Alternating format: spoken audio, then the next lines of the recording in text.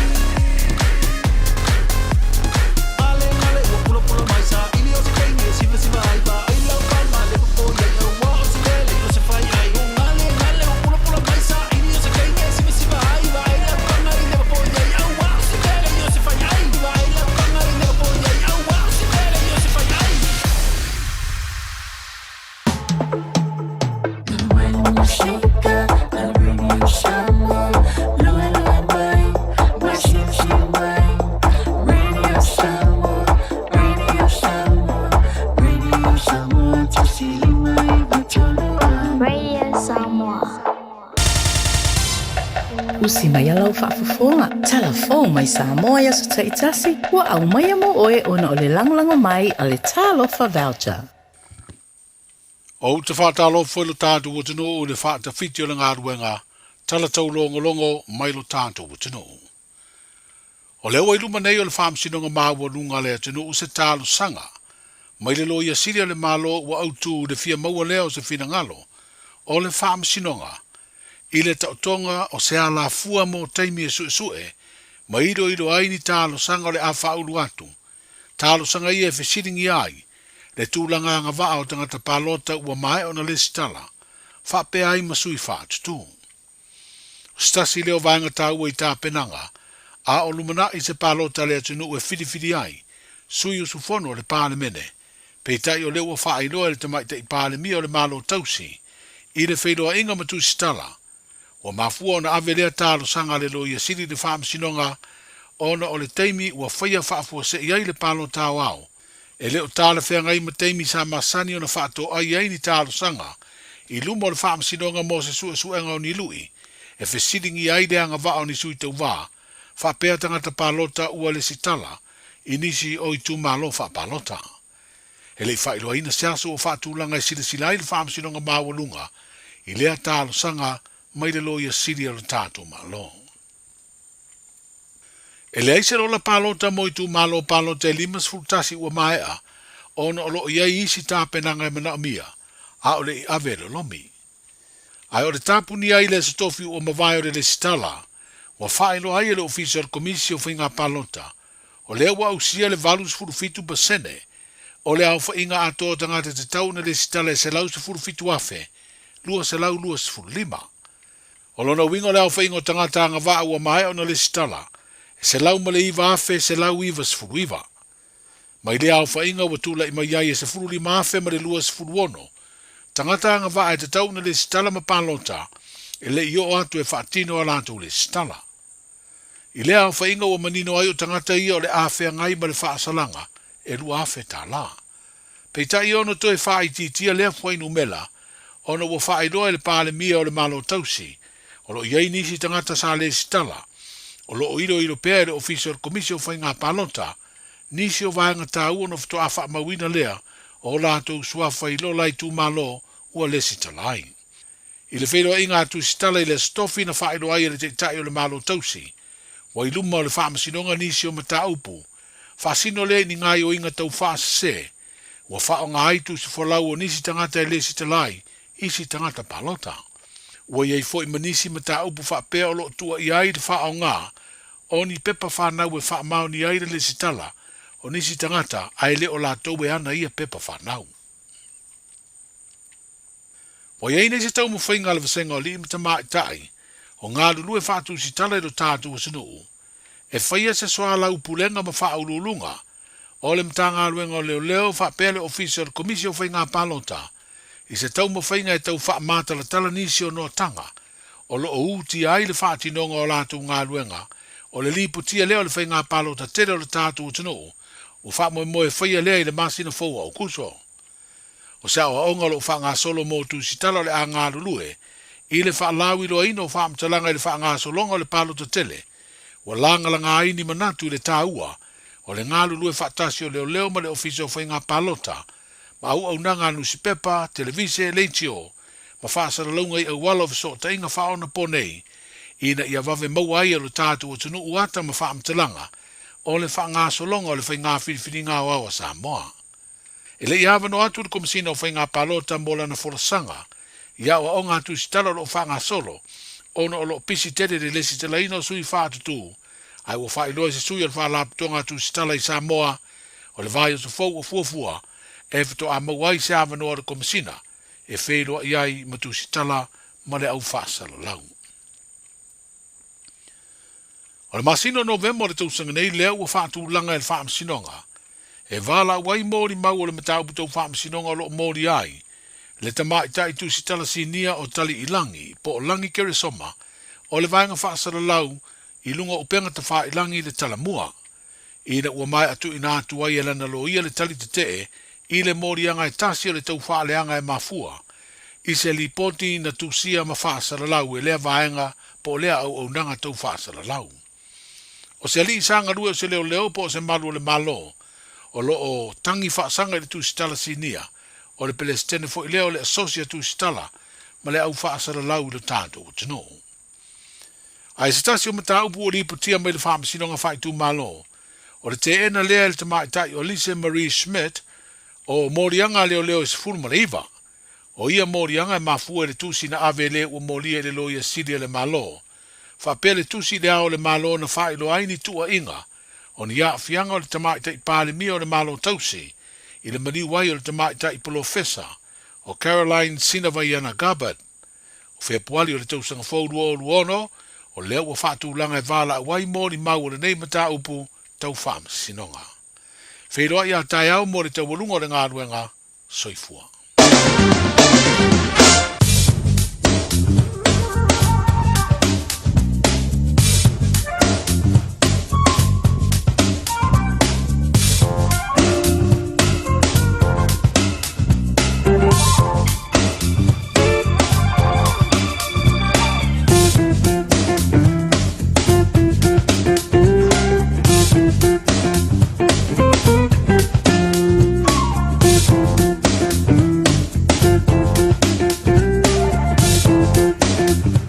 Pokon maro le tino le minatu muli o tātou tana e peon paponga e le so.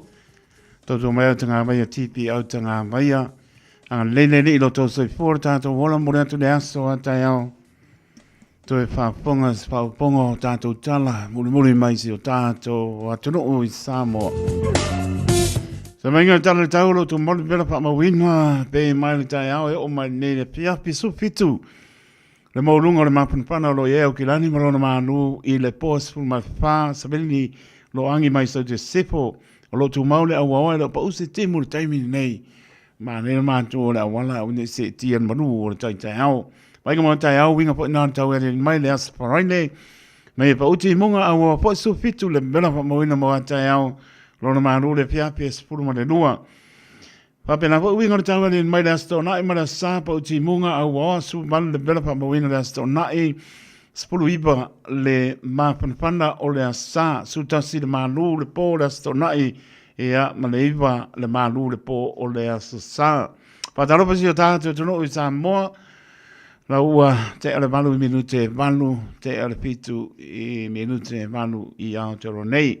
Alo tu mapone mana I o le tau manu le fiafi tu mapole bela pa mawina mai Samoa si o tātou tono e pele o tō pinangano mo tātou loto e manatua pe le tatalo lua sulu iwa le bela o lo tu mau pa mawina mai si o tātou tono pa aptai le o la iani tangi malosi tsunami lo longa ia o lo mana ia angi manu ar sabili I le fiafi lua sulu lima le manu le fiafi pa mawina mai si o tātou tono sa inga ia no ia o pa pena po I ona Ma tu mai le afiafi ia lo pa manu pe lo awa sa menga na wai kanso roto ronga tau po tanaki ia o le o pa usi timu le taimi nei danga atu nisi o no tu ai pe la mo Wellington te pa ia laba ia klai sete mo no tu ai ia o mtu manu lu o le afiafi ia lo pa usi timu le taimi nei ia o lo la ia po no longa ma lo losi ia ma losi matangi I South Island ia pe po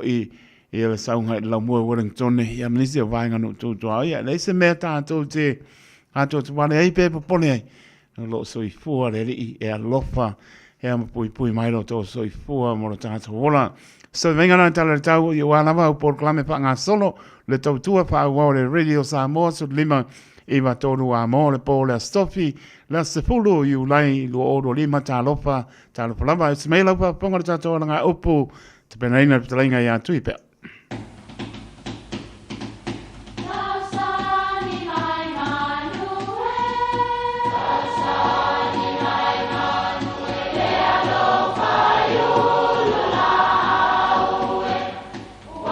E o whanga manu I ululu o la au, awa e whawhanga I funga o la au. A o le tangata e whawhanga I upu matala. O le mawhileo o ala ngā upu mamuanga ngana Samoa maona whaapongai e a fua I lona sio mianga. O lona lea sao I le whaatufunganga o le iloa whaale aso mai le tautua se ia o ina pule.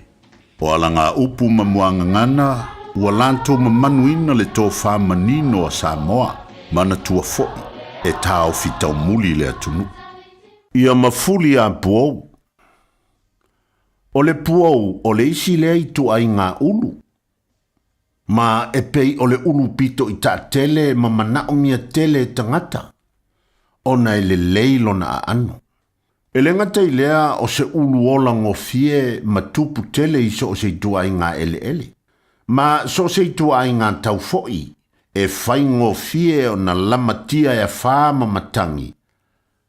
Ai pawale mea e tasi, o le ulu le nei, a mafuli e le mawhai o na pēloa, e mauti noa lava, e toi tupu maola. O le mafuanga leo le upu, ia mafuli a puou, a wae toi tupu wae.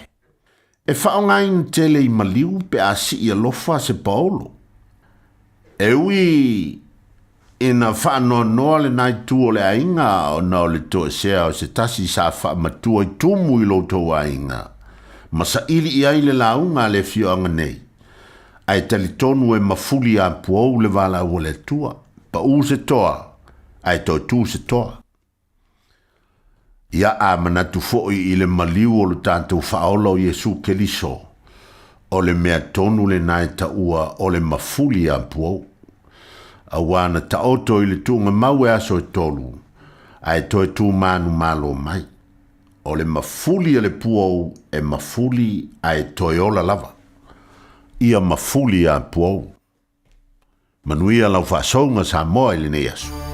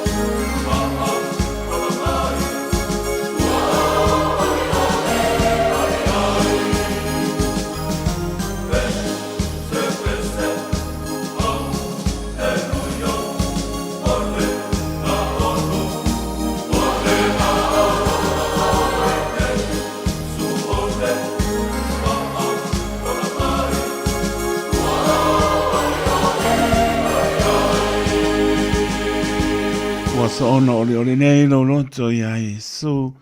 Se pong mani le kale si papa tonga ke o siano Samoa mani pianga wai lima. tātou vi ia I pēlo tātou tua upo ne yaso ke lona mātongo fie. Te tono la singa o le ne yaso le upapo mra upane tāpo inga le atolo tātou tono. Ia mese lava o tu asi na sina o lava nei whana witi te tono wa wadi tia mea uma ne yaso le pātasi mai o lo tātou tua. Maurunga I pēlo na pe inga tātou te pāpo I atu e leo noa matu mau I ate ia. Tei mitu le mai leo su fitu. Me no te wa te aile tuna I fitu. Tau tua whāua le Radio Samoa su lima I wa tolu a. Mo manatu o lo o manuian manu tātou tunu. Mo ta malawe la tau sa pe ngai ngā nuenga. Mo le atu whāmaroma whāpatai. Tau tua le Radio Samoa I la tau o malama. Sa tau mpai atu nei aso. I tia e whāwaibai. Ia naua e manu mālo lo whāmanos. Ia sa whaila ia ma vi I le li I whaile ti tau mapo manu nu. Ia ma e la ngona fia fia. Ia wa ana e whāwaibai nei. Ia te le toi mō mai te whāwaibai. O le afo ia o le kupa po le pae se anga I kua kako. Ele se anga I kua se anga I luma kako. Luinga I o anga I luma. Ele pēle se anga kupa. E haru anga I kua. Ia e māno whamanosi ngā ruenga nei aso. Ia bi ia le li whamanosi. Ia o ene whawaibai. Ia. Ele se o kare whakumai no whawaibai pa lau. Kuhulunga. Whamanosi. Ia motu wai mara taula. I ke le whamoe moe ia. Se moe tātou te whamoe moe le li. Ia e whamanosi la. Ia nupe ona e wala au le li. Mai manosi o waru kenga lue. Ia walo o hinga me whai. Tono netero. Ia nisi wanga e te au ngā ruenga whamlia le li. O whamanosi ngā ruenga ui lama le manuru. Ia tau ia lama le whamanosi le manuru. Ia poi mai I ria. La tau lunga la wala e whamanatu pēr. Ia e whamanatu pēr. Tau langa le Radio Samoa award whaungai na te puni. Le papis whātu nunga ho lele. Ia wai paitalia lama o ilo sa alutonga na mai lele e sa loto ai. Wapena po teito. Ia e whai me sili. Ia saunga le mōm fia. Mā tāla I lunga ona. Ta tia telefoni se tau nu. Paulo tia I mahota malawa. Kari telefoni. Ta ore lolo le mole pasia moni. Le lopo ai ka makau mai anga pale. Le ana ku mo nga kongo ala tsao. Ia mai ka manga la mai le va le langi mara langi turo. Ia ona na. Ta ua tele tanga I man lama I pasino ala. Ia mai se o lunga o po le o tato failo na failo mai tu la fono. Ia ua solia. Ia ma nga ku pekele. Ia sala lua se lau. Pe sala tolu se lau. Oh. Ia nga ku pe ia ua oe. Como so la mai ke wo como so ke wo ole na ya ma lo la fa tai pa ma singa venga ole ne aso ya moni fa ma lo fa tai le pionga ya ya to so be oriented anu so nga no ya fo ya tu manuel fo ya tu to fo me wo tu ani ya to da so anta ya ta to ma puta yo ole si ve anu apo le 24/7 me e anu no alfa venga nga tu ve ka ko ai e ngona alfa tau ba I lu mo ne I ma vi I lo lot yo e le fa mo mo asi so ma no si po se poto wa ngata ta to te o ai le li o ya lava man wi ai me oma ai pa ma lo fa tai ta to ma puta ya se pa e po sai me le fiafi ai ma lo fa tai le fa pong mai lo to italia ina o le tautua le Radio Samoa so lima I wa tolu a mo pa talo fa tu ai pe la ma puta mai ai na yo tamana yo tina le atole tunu o la na I fana weti a pe po la penga venga to fia le tua anga ia tulu ma mau so se mo tanga sanga se le uso to fa pino tina tuli pasana ya pa talo fa tu tautua le Radio Samoa so lima ba tolu a mo loa se fulu mara minute wa te ai le tu lai fitu nei musika su fuloi ia ona tanto se tu ai lea tana por tanto le no aso fu el malo tanto no pese mai ali mai ava io e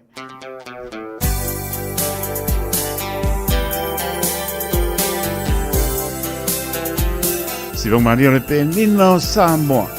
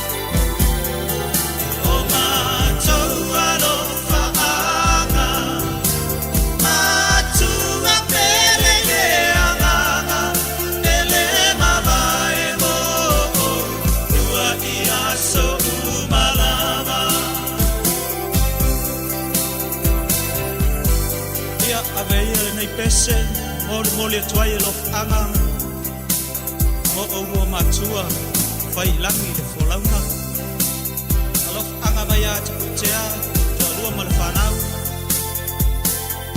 o chilia sila malfanau Elena Joane malfanau Christina antipa malfanau e pape foi lof anga mai wo mai masani ai mai sele ainga jo soi fua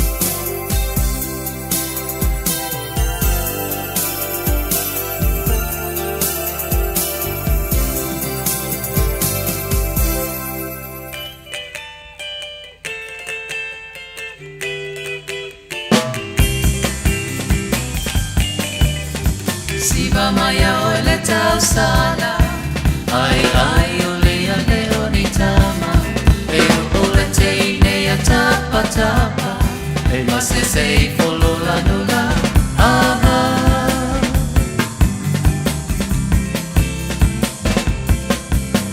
Isiva maya ole tau sala ai ai ole ale oni tama e ole te ne ya tapa tapa Mas eu sei follow la nuga ama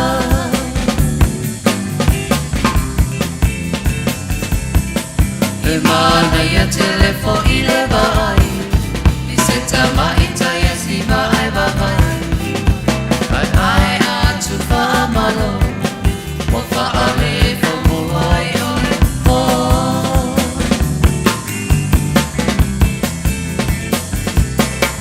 E mana ya telefo ile vai I seta ma ita ya si vai vai Ai atu fa amalo Mo fa ale fo mo ai ole fo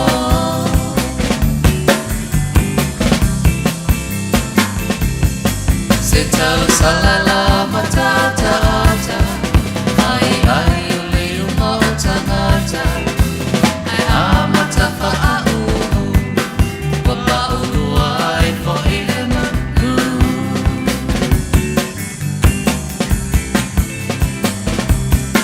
Seta salala matata ata Ai ai ole uma otangata Ai amata fa au Papa ulu ai fo ile manu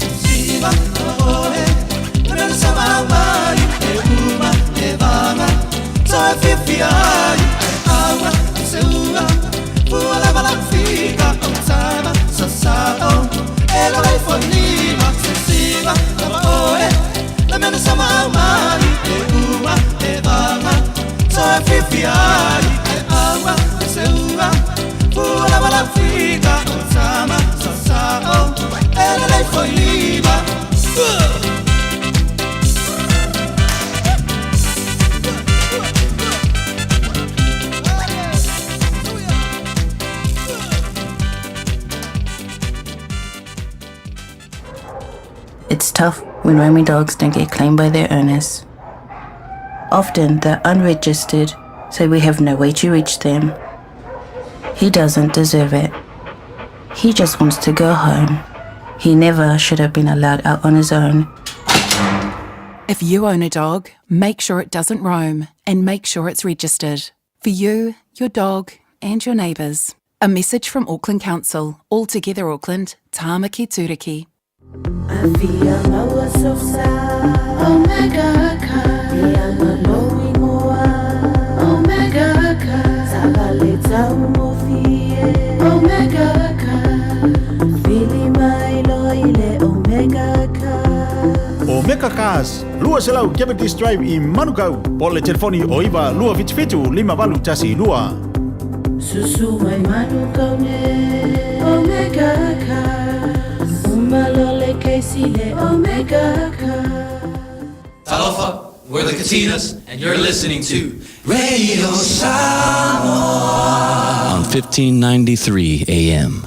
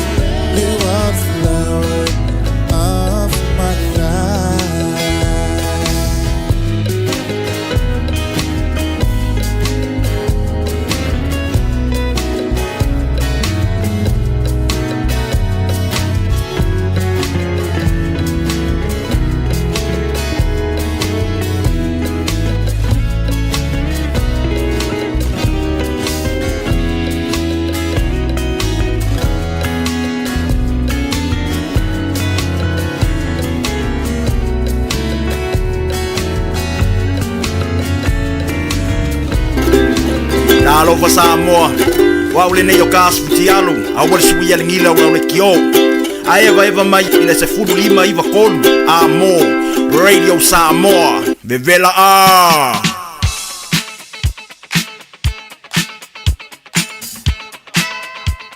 Nom tana tato laina, Samoa tunu pene tolu, fitu tasi lima iva tolu.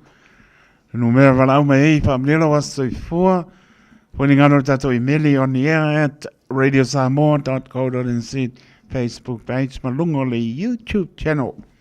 Mo le fabano pepe madi melo sa, umanu rule fiafi Talabatu ia da benzi Leonards malainga manola va paptai maptamai pepo ia pali sina limbs leo pali manola maptamai ya fionga le au pepe pili ane malpatua ya salmasina maputa mai I melpone ya manola va la bestai to italiu mai au pepe malpatua ya torone ya o malulu fiorolo malulu melpone me malulu ko kako ya gila a patu le pepe malainga mo sto maptanga mia ai o lualo kalo fai uso oliva te o malainga ya manola maptai oliva te o malainga ya mria le piafi sene puele Ia, mano lava whaapatai, matalena, Vito Mikaele Amete, o amai. Ia, mano lava, apena po ia mila, ia la tato leila. Mano sai pua ta lapa. Mano sai pua. Ia, lia whaapatai, o amai. Ia, ngi lava e. Fufuso kwa maruru. O mong pasai ki kau mapapatue alili. Ele koe whainkuia. O le ke opo. O ke le kari kongu la upu nga. Maangin pa Ele po. a maruru ele sienki e siu. Oi, jau farko. Ale pai aisa a. Ingule whisky. Awola. Ele kele a se piko a. Ma no le au, ma no la pa tai mon vi o lua ma. Tu a lili. E fa kwa la oficina de ale ko o le spa. Le. O mo su a kwa sa pa pa o que a mesa o que fie lo po fera o un capo e ka longa po. Oi, ia foi. Ole au la vanga le plus nga se au la vanga. Ole kuma wa ole pulu. Oi. Ya. Ke wa kuma o ye se ku insela. Oi, ia o manga ia. Ya, o lo fo ie pape. E manga ia pela fo. Ia nga fo nga ka sanga. Mo ia ele ia se kala e suia mai ai. Ia wai. Ia ngalo manga ia kele ku mo wai. Ia fo ia nga sa ia lo ne fi fo le atu na Paulo a leo. Ya ngala. Ya so ia ngamain ka no. Ya le upo le tunu ngai ki masa ye po le ka alo ka o so a. Ka alo ka ma fa mo lu. La. Ya, sao no ia. O fiong au. Ka kai ko mo wa ngo. Le. O vidia fa ma wi la se fa nga o sia grand toda le wa ko le source full fi ko on ka sa. Ia. Wa mai ka penga le. Fa kai mar vi inga el kama le langi ku se fo lang ka singa ma. Ai akele. Inga mai kai ming fa nga mai ngi le langi se fa u ka le lo fa ma lang le ku. Moni. Le o se full fi ku ka sa. Ola. No la. Le ka lo a pe yang fa ku ye ka mai le da finge. Ai. Le o le a onga yo mo le poko nga ye lo ai onga e. Mata. Le maka u le ku ma fa ngi si ku langa le ka u a le poko ye lo nga ava ma maka u ma ku. Ai ya ke. Si de ku. Ai ya. O mo le langa o kinki. Nei ma se sau longa se le. Ia. Ai ya ke. O lo fa anga mori ku ye mo ia e onga ma ku. Ia. Ngaru para masame pauli ia va pesion kingao o ma pusua Antonina ia masionga uso makua o mata masionga uso la kiki o makaile o amaya ia la kiki ia la kokuanga kama ula vale le lido yo le pepe ngi ai ngale kwa sfulu Hello fai yo ia mena vida koi fa mongia la fa nga o la finge e kauinga ya lo fa le kuama por que ma e fa mongia ya que la ko ia ale foi esse que me fa sa unge ko la ku ka fa nga mo ma ko sa mo nga va so mana ya fa ia fa ma malu a lo fa le ri ai ya ia fa mongia foi fa nga o vala ko fula ko ma me ngo foi ngai po maruru wala ala fa mai nga ro nga mulu la so ka ao ia fa pe ho ma ko la ngo fo la lui fo ngai fare ia alo fa mai pui ma le ngai po ia alo fa ngia la kiu ke kai ko ai lama fa mangia ki nga le ainga ma le fa nga ai lama ya uma lili tu ki nga ma ko ai a ko fo fare ia fa pe nga fa malanga i su ma oi ai lama le au wala mala ko kikiro ya pe mo ka por la me lo fa lo maruru ia fai aro vil ngaro e turo loto e ha pe o ke ni por ka fa ku langa le po ya e yo nga wa o mo me ka o sofa nga o kama ia o fa ya lo fa tai le au Ia talia le fautuanga. Ai alofa tele mo lua ma. O ave pasi. Ai to ia lili maria foi mana longo le po alofa tele atu. Ia. Alo foi a konginga ma sianga whangau. Lom kia kong. Ia, Ia, tai. o whae soifua. Ia, soifua le au, soifua lili, manuia le po. Ia, soifua. Ma lola mna sai mai ta alofa. Ia, ma lola va hoi do sunga la kai ko. Tai, a lola pale mai. Ia. Le fa ki sia vinga man fa tai de ku mi hoi fiaf. Ia o mi o a ko e le ficus hulu tau sanga le soifua stasio uso matua o la isa mo i sio mako ainga i moka. Opa. Ia, lu mai vasa. Falani ia Ioane ia sanga via ia le alofa o le atua na ngalei mana kausinga ia keia ia uila wahoi i soi tūlanga ua anga ielo ngā soifua ngei vai kaimi ia o le soifua lava o whaasolo koi ngā makua ai lo ku mau pere ngalei mana wha malolonga le atua mo pere ngā malos ia wa ia ku ma whaftai ia ngai whaangau le kausinga o sio lako kamaa ia e mole o ia lo faanga o ma ko malava ele nga kai ga yonga uso ia ngai Brisbane ia o ma ua ho i ma tina ia salmasina ma faanga mi me pongi ia lo fakele ku mo ele uso mnu mai vasa falangi mo ia kele lo fiku shuta usanga ngai fiaf ia lo fale ku ko fa popo lista usanga spele o le tua ia wa lava ka usinga ma le ka ko inga ko yo shoka ku ai ngai ba ia mai ser na nga le tua ia fa kele lava kai ko mo lo wangoa ia ma ai le pepe yu ke dia fiafi fa kele lava o le tau mai na ngai ku sana manu no ta to taimi nei a le pepe le lava ko ku sal malu ka sa o me pone ku sa le lava ia o me o ki ngai ngai i fa nga fa ai ala fa nga wa ko e nga wa nga pua ile marun sa nga po ai pu oi caro pa ia ai mano la pa tai manuia po ia ma tanga na yo rualo le to tali mai ia toro nei la pepe mar pa tu esa masina o fio fa ke fa di ke ku si bai ala o fa ni ta ma ia tanga liu ke ku kasi me orar ke mi ke no po mai liu ke ku si uma mai ia ale ke to lo tele antu da pepe mo ruam tamaiti ia manuia le fia tai lava soi po ia soi po a no non sai mai ta lova Rofa. O mai. O mata, ia manuia lava le. Ai lava, ma no le pale mai, ia mole no. O se famole mole ai lau sunga taito. Ia. O te fio kual pesa las whanau, famole mole. Oi, sole. Ai leiso o whanau. Oi, ia manga ia la sole. Oi, se ki kala? E se ki kala e usufua.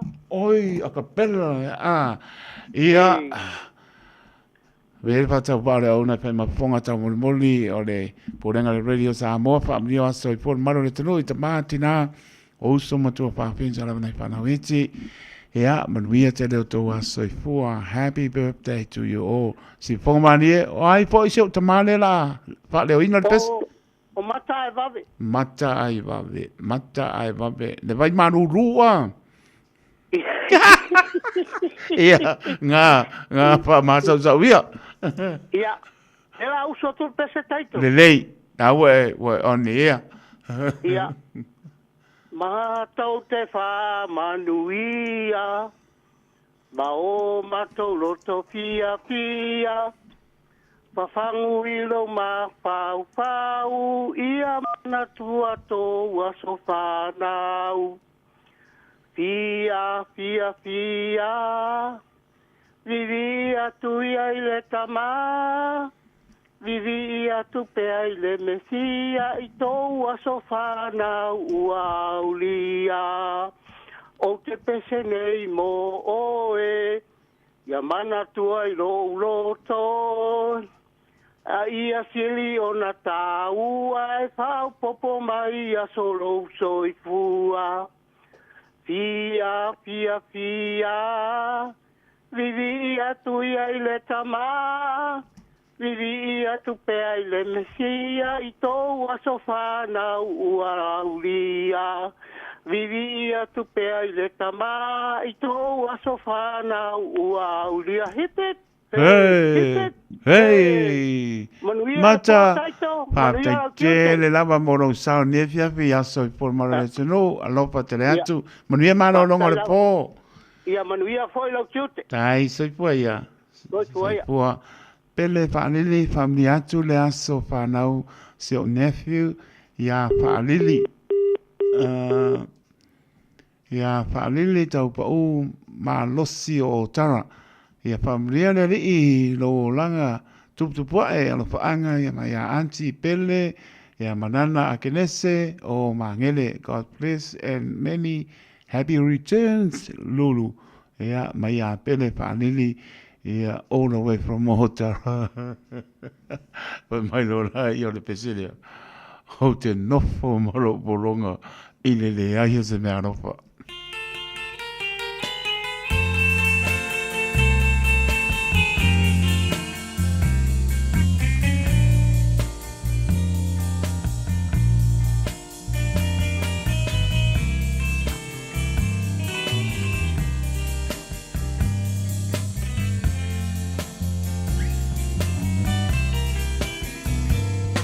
Te nofo ma le polonga o lo ula toi. Te au ma fau fau ia te oe. Te alofa e te alofa e pule lama oe. Lau pele ea, pele mo whai au, te ngalo oe. Uale ai, ma se ise whalu aina oe.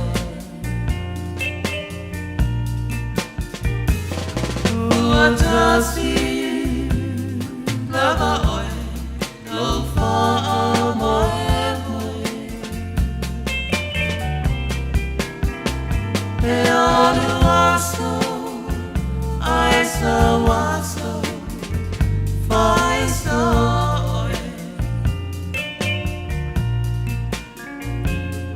Lau pele ea, pele mo whai o, le ngalo oe.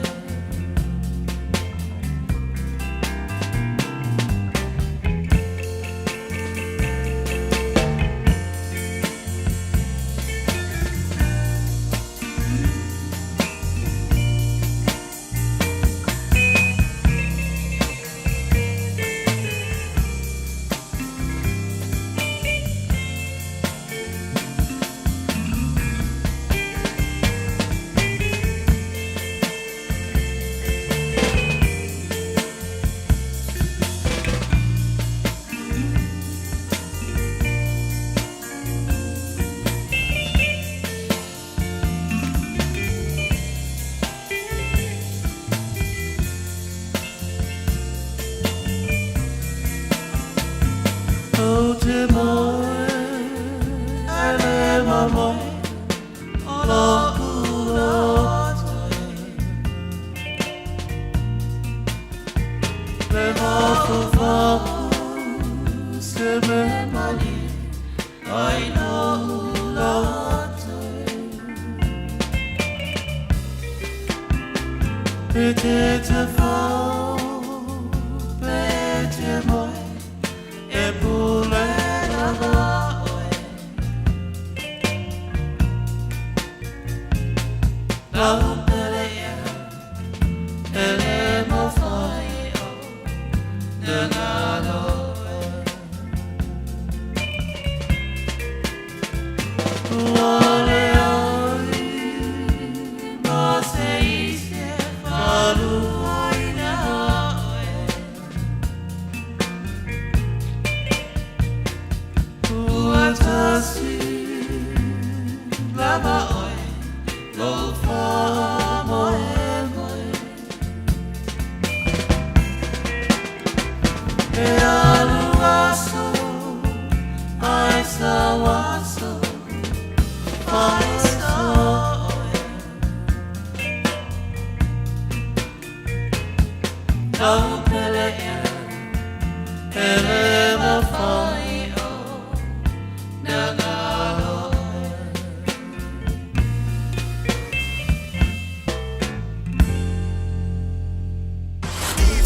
Radio Samoa.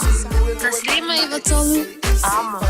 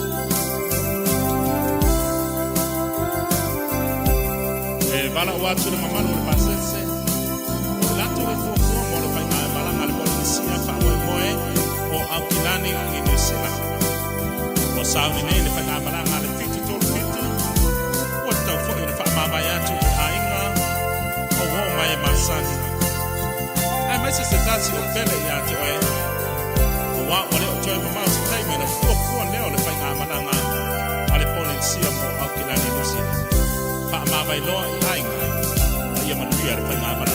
Ua whainga tāna whātofa, songi mai ai ai tā. Tusi mai pe a taunuku i Niusila. Ua whainga tāna whātofa, songi mai ai ai tā. Tusi mai pe a taunuku i Niusila.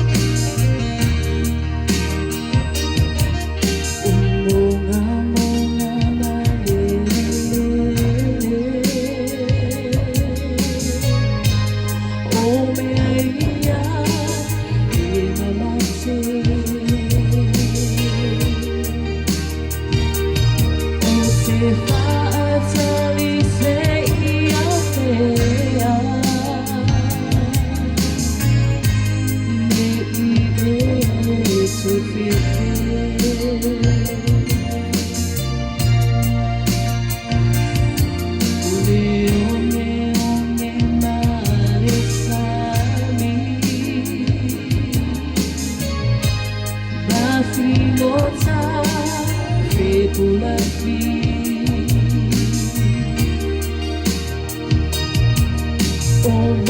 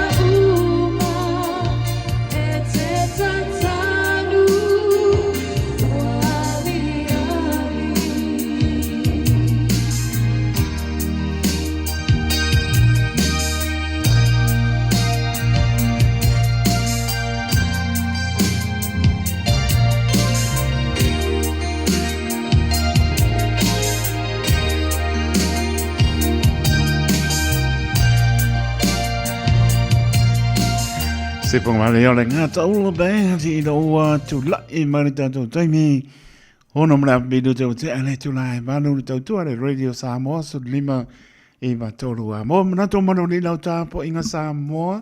Sa uni fo e whai mano longo le nei po ua malu lua. Ua makua manu lua tano whai. Hei o tu asina sina lofa te datu. Tano pea. Pamano longa le ni a meise tia o to i a ao ma pana o le ni. Tau te ma pana e mto mano lo le po. Ai tu asin sina e le pia meise o matua. Le pia le tau mano lu i ne sro. Ya lofa te le atu mo pea le ma pana mai le ni. Mruia po i mano longa o to matua. A tōra tātou tono nei po. Mano lu. Ma mai pa nei tātou Francis langa tāne iwa tau lunga po stau tua le ona io e o manu ru le i ku pongia po le fiafi e se mai po e nei tātou Francis lang e ona nga e toi lea o le tātou program se pa ele tuna iwa Francis langa mo mua awane ngalo saulo minga o le tusi o le so ngā Pantisai ma le lo minga o le mau pilipili. Mo e parupenga o Samoa sipo tutuila mano o nisi o tanatu o Samoa o na ngā upu o le mtapa i oi al matai whainga o whalamlame e pei o whai poiponga, maliu o leo si osi ngā o a inga pasirupa inga o paolo si i whaanoalo whanangingo e ka le sia ma le tele o le ngana whaanoalo na le pitsu ta lane taule wa yai ma nga pa lolo Samoa le atu pele na le ofisa la mo le Radio Samoa tono no pa tono hope o avenue i Manukau City mo ai mo risi pam talanga tal no lo ponga pia o mata ofisa e lo iva luono lot lima i batolu no mera o lo iva luono lua ta si lima i batolu no mera pe tanga yana le strap radio samoa.co.nz paisa oka a toa tino le tama. E o kwai lo manu i lo mo oka malo lawa. E o au ke poli. A lako wo e hole i lo koe kōl mai. Pe wo i el ko uparang sa mela. E ma lo lama haptai. Suri moni o ne tina o tau mai nu mau po mau. Le pianga o tanu ngā manono po le pianga o mai lima. He ta i pea ia le mamalu o Samoa i o pa ia le popo mo mamalu sau soo. Awa e whaingatau pa ia le avea mo mamalu le to sea. Ai pa pito au ngā pa ia se whamtalanga i suri moni uma. O e na soifua mai le tina o tau mai no mau po o mau o silfi ai. O le whioanga o tanu ngā marono po le whioanga o bai lima. O lo o pāpā au ea maa lala i so se tū o le lalo langi e whapea. Pe ona i unga ponoina i le fono ia perila lo o lo lima o le awhaia le isi tātou tānuanga. I le asoluru lusu tolu i ulai lo o lo lima i le tū lai tasi i le aoli. Le motopono le ainga i tanunga manono i Samoa. Ma tā uputu mau o le talanoina ma le sa i lia lea o se tasi tau sia lo tātou i tū tino i le suafa a toa mawhau ai upolu. Morsi le pia, o toi o tātou mareisi tū a inga e le pale i le saupa inga le nofo a suafa. Pe pale i le tau pulenga o me whaia le ainga poto. Ma le a bealo le a wai mai e tau fia ai. Pe sui ai se pai unga o le atasi ai pe mafuli ai pili ngaro le tātou ainga. Monisi pam talanga ai lelo tala no mai le fitu lima malu fitu luaiva. Fitu lima malu fitu luaiva. Sainia e mafa bātau fuatino. Alo yafi lilo mayama ku veve tua sa sebe. Tupuola latina simi si a kem. E makora seta manase maranganga wha alo. Ngai, o le fontanga le fianga o nganga ifo, le mau i le whanga i au kinani.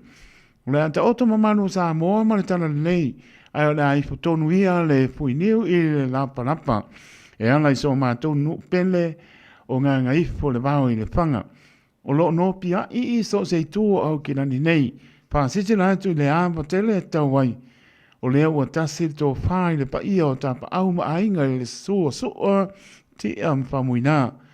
Ea, ma le whautou tanga i ngā ngaifo i lo tātou nuu i au ki nani nei. E whai lo atu ai i aloma tama whanau o le tātou nuu o le ātou e whaia le tātou whaino inga. E le asto na isuru iwa i ulai lua o lua lima i le tū la isuru lua i le auli i le mauta le fionga o le mauta le fionga tu au pepe moana lua isuru ono ta rata Crescent i Mangere Bridge se i whiri ai li tō whā ma le whautanga e ala i le whā moe o lo tātou nuu i Samoa e le o tō e pōmana mo le o musaina o le tātou whale a onga fau sa o tātou lima iai. E mana o mia aiso o tō whingalo malama por tā penanga o le whainga malanga atu, si o tātou nuu mo Samoa o le ala ua mana o mia aise tātou whino inga. Pā moe le tātou whino i le aso i le pule whaasoa. Tā pau sili le rangi. Sai nia le nei wha moe le tai whono le whionga i atua o pepe moana misa ma le pa ia o le tātou nuu ngā ifo le vau i au ki nani, ma le ngang whāloalo, whāptai. Whioanga o sāpunawa i whale anini, e whaamaruru atu le tātou nuu, ona o nisi o māpuanga le maurwhia, ua tua iai o na tātou whiaino ai, ai ua ta talo atu ma le nganga whāloalo, o le apaya le tātou whiaino inga, i le aso sa nei, sutolu o iulailu o lima, i le tu la a whale lima i le fiafi, o le nofoanga e tātou te peido iai Western Spring Garden Community, iwa li maono Creighton Off-Road i Western Spring. Monisi pamtalanga pamso tai mai telefoni o ruatasi o li mawanu o no iwa tolu lima, o le o ruatasi o li mawanu o no iwa tolu lima, po le o ruafitu tolu walu ono wha o vanu, o ruafitu tolu walu ono wha o vanu. Tātou wha moe le anga leo le atua, nā te tā i atu, lo tauso i fuamso mātou wola, tātou au li aile nei aso, wa ato whaina, whaapatai al komiti, ma le lau le maputanga sa punawa i niusen nei, heki. Maputanga alom tam whanau le nei nuu o vaie e sa pata, o le awhaira tātou maputanga masane i le aso nai nei. Spururua i ulai lua o lua lima, le tu la e tasi i le auli, o le lawa ua masani mo si le fia, lotu i mangumau, numera whala net plays i mangele, whamanatu atu por klame o le nei po i masina, e manatua mai wha mole, mala watu ai po i sui uma, o le tātou maaptanga e maise o tama whanau se o tātou nuu, i au kina nei a fio mai, tātou maaputa ma whei loa i le aso a wāna wha moe o se o tātou nuu. Mo nisi pamtananga wha mole, wha so ta i le tai whono i le numera oro tasi o iwa, lima lua vanu, oro tasi o iwa, lima lua vanu, wha tai lolo wa whono le maaptanga le pioanga wa ie i au kinani. Supporters o le au lango le Samoa o poto i au kinani nei. O le a lepa e pea ia tua foe seu, o le tai langa au wā papa whaasau tupu, ai whae no mā whane sā po lau o le tala lei. Tama whaasau le langi, wau ai whanupenga o Samoa. Mai lava le mata whanua se ia pā ia se whanua o le ala taua tulou lava. Walau atu ma le nganga whanualo i le pa ia ma le mamalo Samoa i a inga no uma whioanga whapea i tū mā loma i lātou uma e langolango ina vaenga pa au whai o Samoa o poto i au kira nei. O le awhaia tātou whilo inga le asa nei sultoru o iulai lua oro lima i le tausala klapu i mangele usila fia whai le afiafi se i soa le pule e a masufi le tō whā ma le uta wāra tātou tāpua inga e a ma le loto maulano i le alo whaiwa o Samoa o poto pai ngā pālota.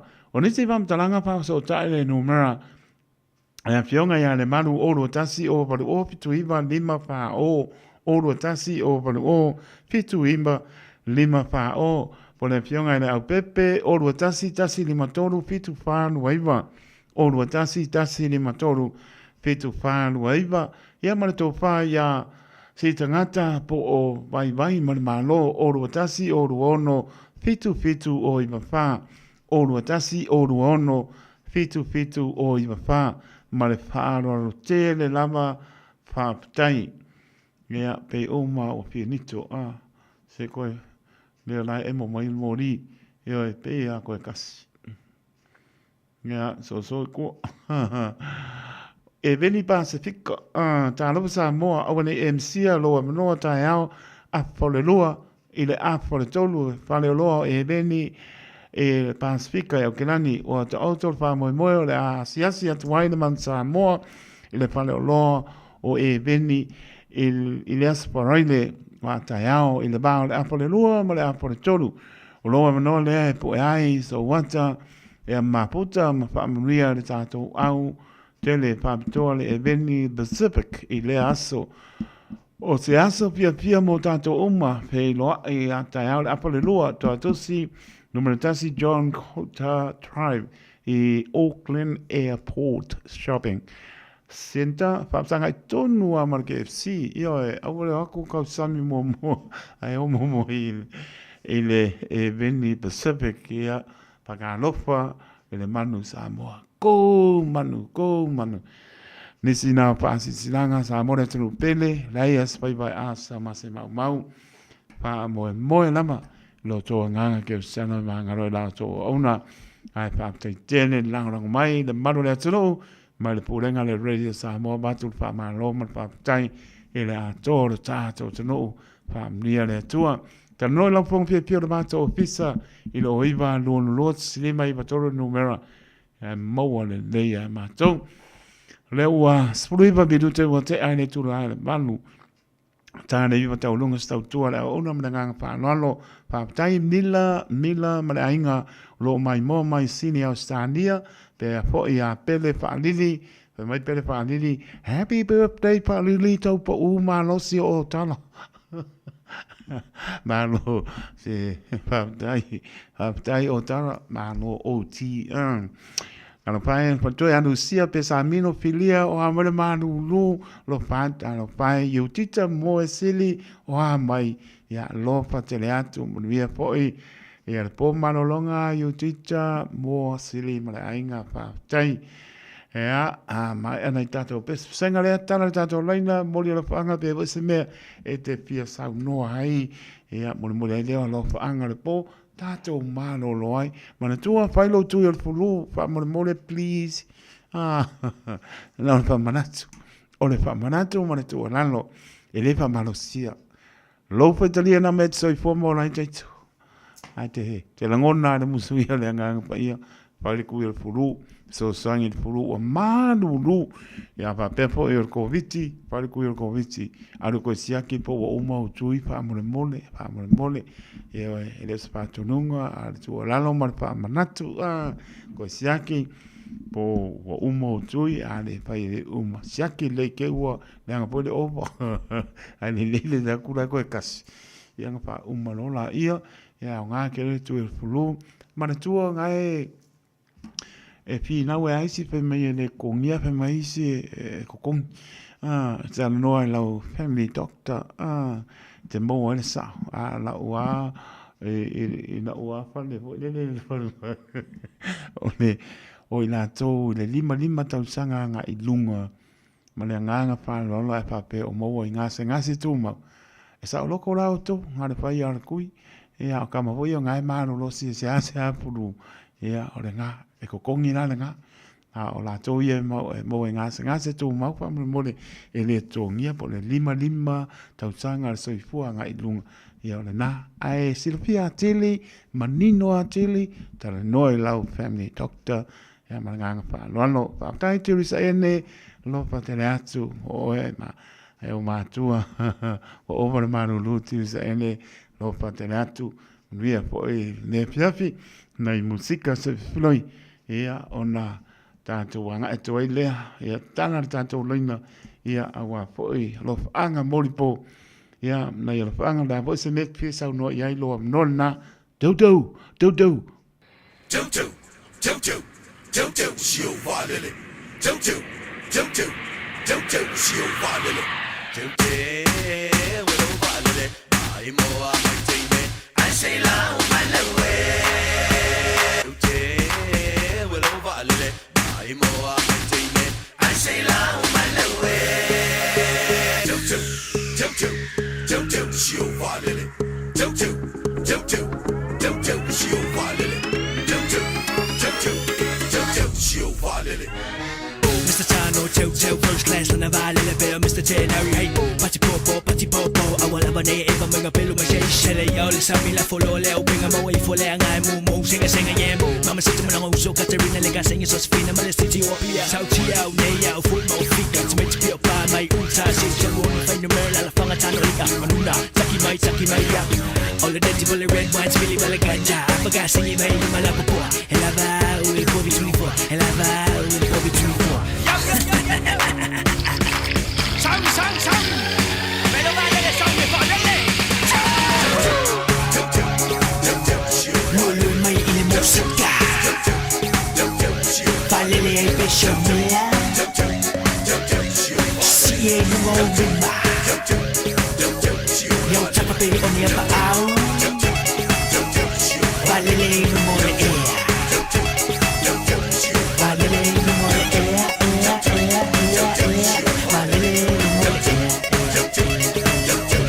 valele yung mole ea.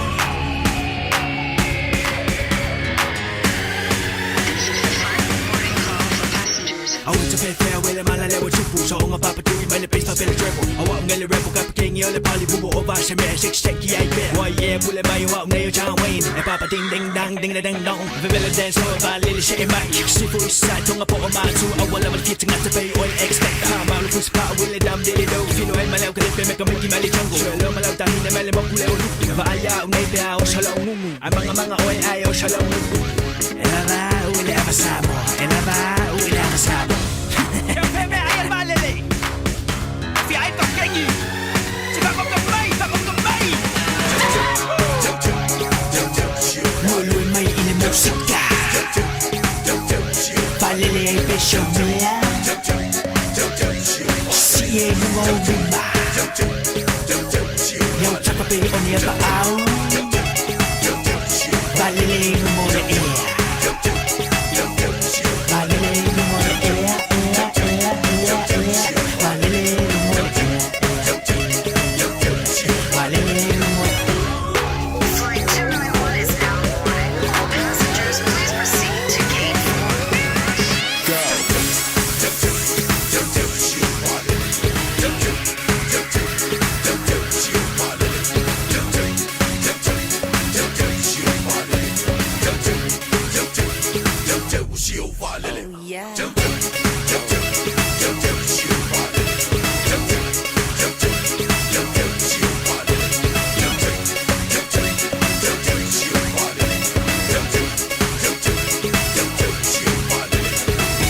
Attention all passengers, we're skipping time. We have to meet and Captain Tanner. We'd like to welcome you to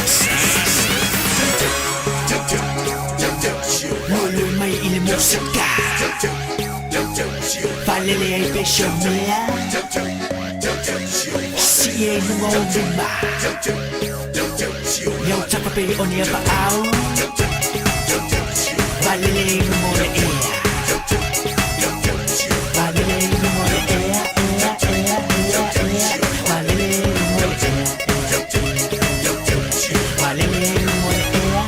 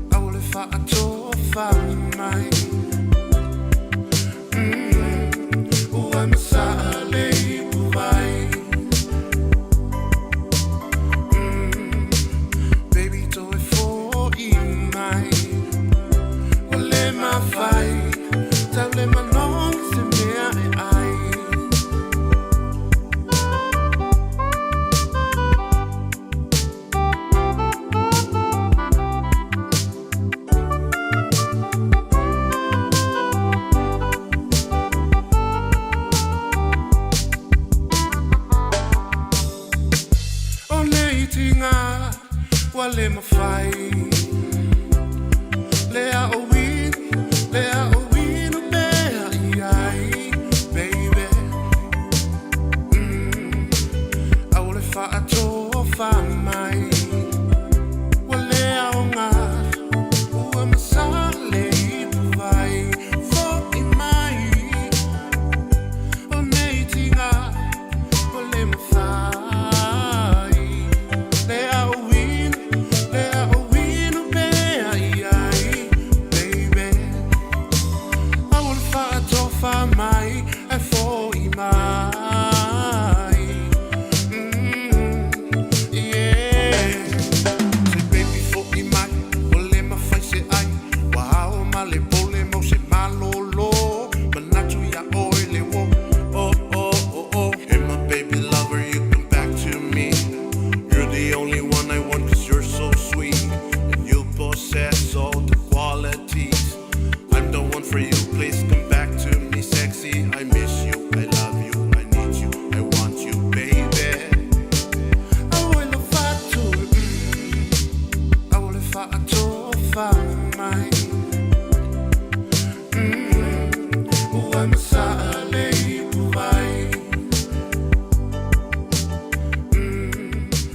baby do it for you my well let my fight tell them I know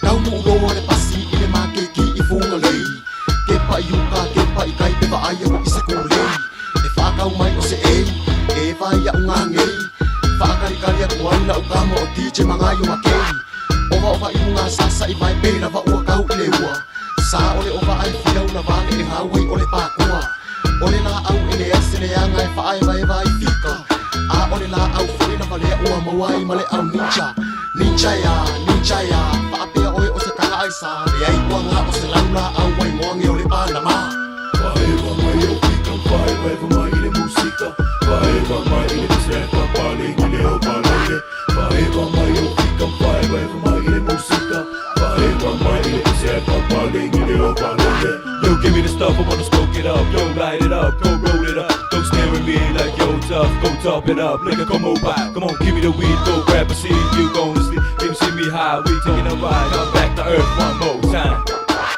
Sa ole ni oi taka ole o langat pai masasa Sasa pa o ai ni oi sasa full of papa Spirit so high Richie Mickey mai Out there for the come around for sao ya se au mai Ole a lau kala Oi pai lau kala le nga Out there for ka kua iai te koe kua iski nga Au mai lo se lola Ka kou la o ilunga Lunga I peo Ole a whang sao I le maka ole la Whaewa mai o pika whaewa mai I le musika Whaewa mai I le piseka pale I le o palele Whaewa mai o pika whaewa mai I le musika Whaewa mai I le piseka pale I le o palele Se imimiti mai lola si tama Toe lava a ede toe manava Pasi loa ia pele rasta Lea se fa fiti be fa be mai walava Be a double OD Yo, let me see. Be a double OD Give me the weed. Be a double OD Yo, let me see. Be a double OD Yo, let me be. Whaewa mai o pika whaewa mai I le musika Whaewa mai I le piseka pale I le o palele Whaewa mai o pika whaewa mai I le musika Whaewa mai I le piseka pale I le o palele Lue mai miki mai Taura ia se e au mai O masiri o masi o rai lai E paalele lea ua kumu mai kai Kama le pese ai o usuai Ole le manga wasau o le fia ai Lanto la lea sau e vai Kama ole ma au mai se o fai Oi pia se o ke nekea Masangi maka I le whakorea O ai na ua ke fia I ngā te se ia se I whakakia Ao ai se ua fia aka se I ka oi a flangso O se au pili ngā oi aka e lea I se si koe whaika Te a koa nua mai mane tausa Se ngang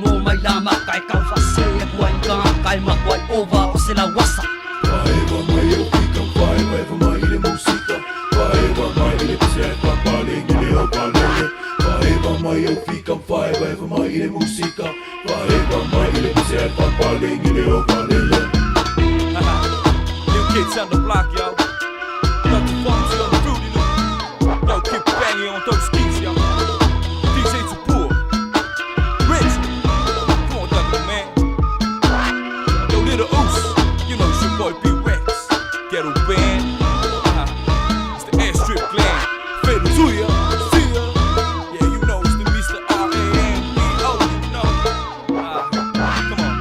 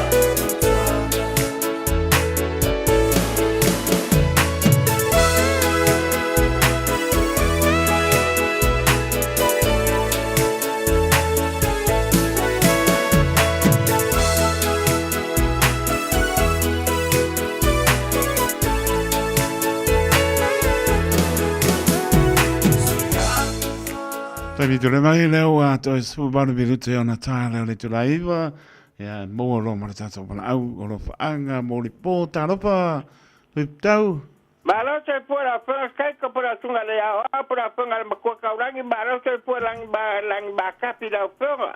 a tai o ma pa tu ya tai ma di Manguia le lo fa le ko kinga la ainga kai ba di. ya mo ta no le tau Ap kai ko mlo mo.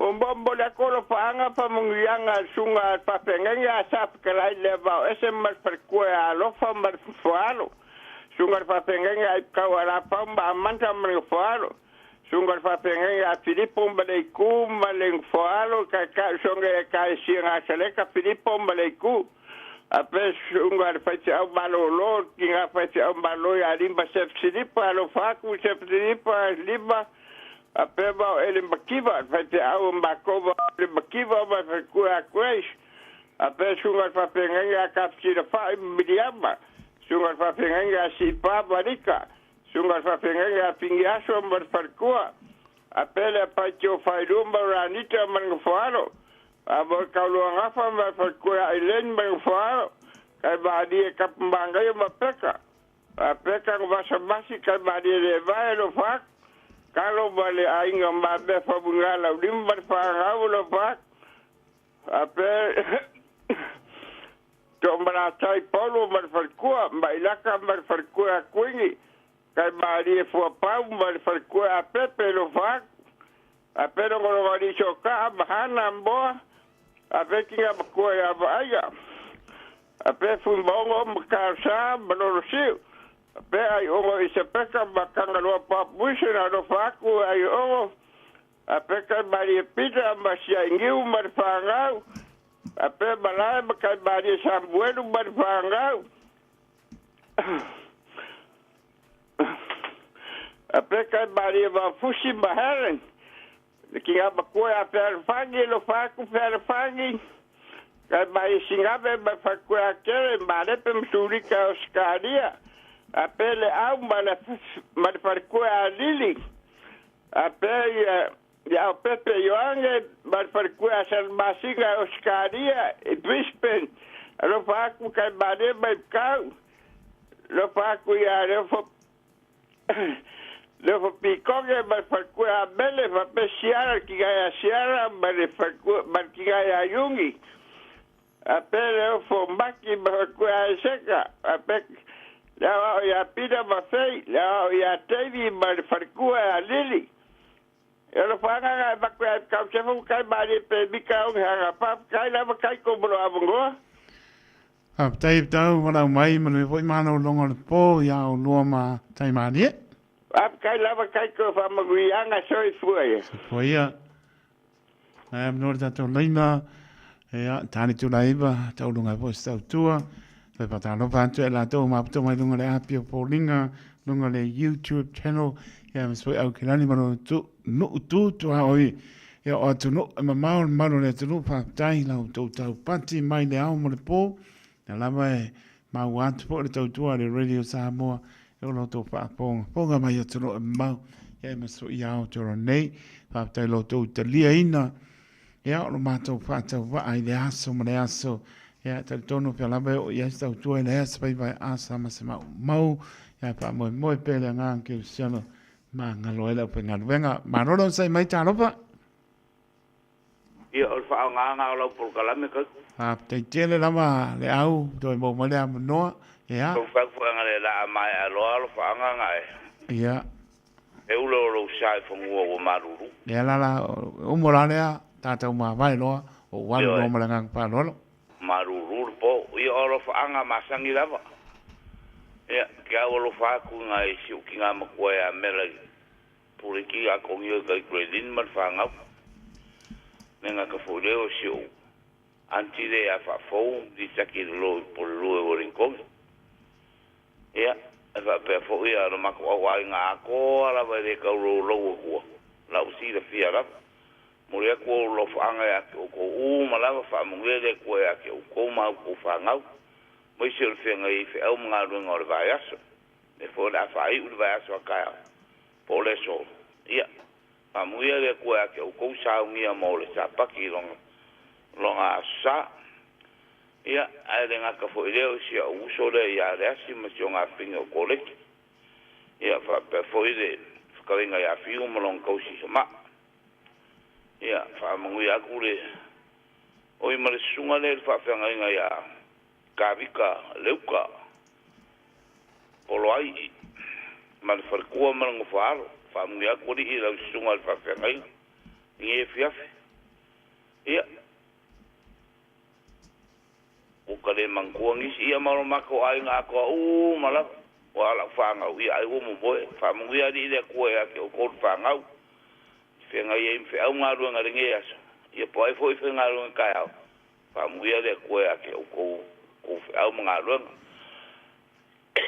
fa muia for kama ko le ya ka uma vi mai fa muia ka uma kai marie ka be ngam ko ya fa fan ya me se ki a ko ya a ko nginga mal fa ngau ka la nui ya ma si o so le ko fa longo ko de ba so nge de solu ya uo fa pele ho le sa ma fa ya au skadia aka o tim ka lo fa tim mo le ko lo fa anga le au ya ke o de ai o le sa o fa pare ya kai ko ya de o plek dai ka o ya o ka wa au yo ka o sama tim sa o le ya wa mo vai puara wa sola i do vai puara Ia, wa lau aru la ka puai mai. Ia ala ka poi ma ia wala vai ka ua ka foi ka ko sama le fora fai ka ko ka inga ma ke de mai o. Sa ole leo. Ia ia ka foi a wala o peleki wa ka kyo ai. Ia. Ia ma kasi me ngi me o ka ko mo foi. Tai lava. Ai fa ka ke de la u. Fionga kai ko mo lo fa anga ngai po le avangoa fa kai mo. Fe au mga luenga fo o ngai fe ngai malau. Fionga le ki a kongo. Tai lava lili. Va tu pantua lili paptai manuia po o lua matua manuia mano longa le au ma lili. Alo fa ku le kinga ainga ma le fa nga u ya mai ke lava ki kinga ma ku kai ko. Ai lava ya u lo fa te le atu manuia le po. U so le ave pasi u ka o fo yo. Niu ta po. Niu ka po. E ka u ka yo le ngol ka ba lo so. Leva ma ke le ko kai ka sia ya manguia ia misionga. Par kua polonga. Angara ngalo ngalo sawa pe me moria ko lo fa nga ya o lo malidi. Ya lo fa ku ni to pa. Kai ke le la bangi ka pa. Me pa longo mai o lo fa nga ba ku. Ya manguia nga ruenga. Kai au ave le pasi au kilo kua le pa ke kilo ruma. O me ki kilo kua e lu fa spo masi mai. Yo lo kilo kua ke li ku po suka ko. Esa mari pa kuanga mari okay pi ya mari pa tuanga le au mari ngai ya ke pa ko awol ko anum ko ke pa ku awol ko ke pa ku la fa akara ru ma kilo ai or pa kuanga mo ka ko uma mari pa kuanga ru ka uma ka ko wa ngaru anota o ve me upo kalo ko ingo e pa kalo e fia ia mai wa nga sala e ma to me malava o le ai o matou mata le ai ma o me le va kol ka fa kwa ari ka ve tai ma ngai po tuanga ya ai fa manguia ke le kua ila u kiu ke ngai po ai aru lo nga aru le fa le la sunga fa fa wa maru ke le tai la pule le o fionga le au ma pa tu ani ya pa dia le ya o ma no fa lo dia ma no longo po ya manguia foi kiu ke le wa ko fe fo da sa Fatu dili. Ya, soy por au. Ai soy por. Ya, soy por. Ya. Na, lo panga teito, se la voy ma puta mai le tu no pele lo loto. Ya, lo fa te le atu. Au kilani manu tu ai tu no mau. Mai se la fo ile au pengaro pa ia le tu lo fa no manu. Ya wasa mo tai au. Tato mana tu pe talo le penga filinga si o tato malo Samoa. E fili mai ia tātou. Tātou te le filia o ia. O ia e fili mai tātou. Tū pātasi le tātou se talo i le rei. Tō se tali i le masina fou. E o i lama se pātie. Tū lai mai i le alolofa ma le soifua mātasau i le atua. Le pāpai papa e pāpai i le atua. Ia mai se o le au noa ma le manatu pāpito.